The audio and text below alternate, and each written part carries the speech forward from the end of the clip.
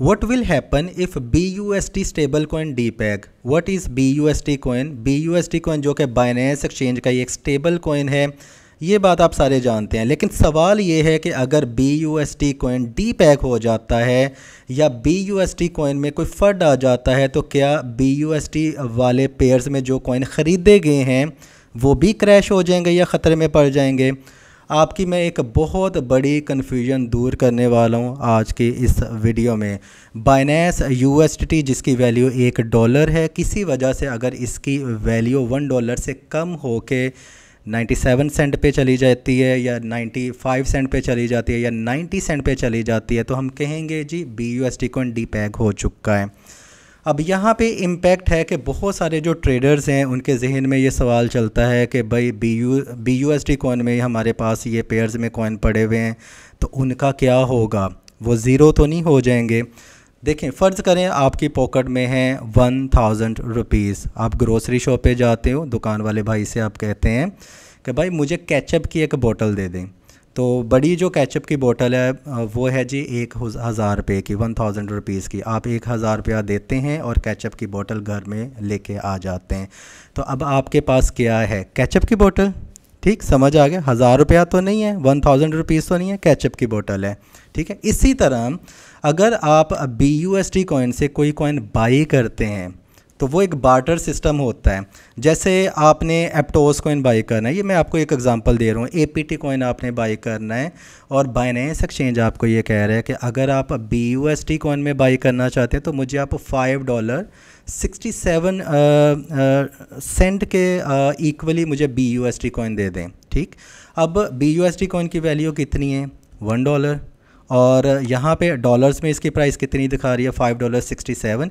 इसका मतलब है कि आपको एक एप्टोस कॉइन बाई करने के लिए शॉपकीपर को, जो कि है बाइनेंस एक्सचेंज या कोई भी एक्सचेंज, तो आप उसको 5.68 या 67, ये प्राइस फ्लक्चुएट हो रही, इतनी आप BUSD कॉइन देंगे, वो आपके हाथ में पकड़ा देगा एप्टोस कॉइन। अब आपके पास BUSD कॉइन नहीं है, आपके पास एप्टोस कॉइन है। अब ये नहीं आप कह सकते मैंने BUSD कॉइन में इसको पेयर में बाई करके रखा हुआ है तो मैं सेल करना, वो आपकी अपनी मर्ज़ी। अगर BUSD कॉइन में कोई प्रॉब्लम आ जाती है तो ये डिफरेंट पेयर्स में अवेलेबल होंगे कॉइन्स, ये वाले सारे। कोई USDT पेयर में हैं, ठीक है, कोई USDC में हैं, बहुत सारे पेयर्स हैं। पैक्स में फ़िलहाल तो वो नहीं है, अदर एक्सचेंजेस पे है। बहुत सारे स्टेबल कॉइन्स हैं, आप अदर स्टेबल कॉइन में या डायरेक्ट बिटकॉइन में भी उसको सेल आउट कर सकते हैं। आपके पास BUSD कॉइन नहीं होंगे, कॉइन ख़रीदने के बाद वो कॉइन हो जाएगा। अभी सेकंड सवाल यहाँ पे ये भी पैदा होता है कि BUSD कॉइन, बाइनेंस कॉइन का, अगर ये जो स्टेबल कॉइन जो है ये DPEG हो जाता है, इसकी वैल्यू गिर जाती है, तब ओवरऑल मार्केट पे क्या इम्पैक्ट होगा? ऑफ कोर्स ओवरऑल मार्केट जो है वो क्रैश हो जाएगी। सिर्फ़ और सिर्फ आप ये नहीं कहेंगे कि वो वाले पेयर्स ही क्रैश होंगे, नहीं, आपके पास वो पेयर अब पेयर नहीं रहा, आपने उसको बाई करके वो वाला कॉइन ख़रीद लिया। वो डिफरेंट पेयर्स में जिस मर्ज़ी पेयर में इसको सेल करें आप, आपके पास ज़रूरी नहीं है कि आपने BUSD कॉइन में बाई किया था तो आपने इसको BUSD कॉइन वाले पेयर में ही दोबारा वापस सेल करना है, ज़रूरी नहीं है। ठीक है, अब यहाँ पे इसकी जो रैंक है वो है 7, जिसका जितना ज़्यादा हाई रैंक होता है इसका मतलब होता है मार्केट शेयर उसका उतना ही ज़्यादा होता है। अगर USDT जो कि इसका कंपेटिटर भी है और वो DPEG हो जाता है, या बाइनेंस BUSD कॉइन जिसको कहा जाता है वो DPEG हो जाता है, उसकी वैल्यू गिर जाती है, तो दोनों सूरतों में पूरी की पूरी जो क्रिप्टो करेंसी मार्केट है वो क्रैश हो जाएगी। फिर डजन मैटर आपने USDT पेयर में कोई कॉइन बाई किया था, आपने BUSD कॉइन में बाई किया था या वट एवर, सही।